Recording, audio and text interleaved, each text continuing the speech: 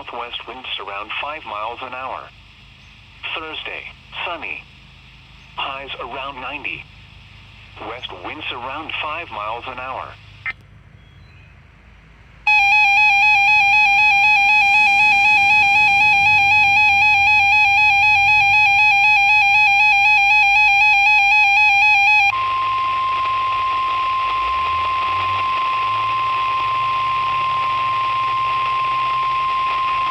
This is a test of NOAA radio's warning device. During potentially dangerous weather situations, specially built receivers are automatically activated to warn of impending hazards. When there is a threat of, or existing severe weather, the test is postponed until the first available good weather day.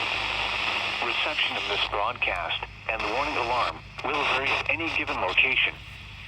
This variability, normally more noticeable at greater distances from the transmitter, may occur even though you are using a good quality receiver in perfect working order.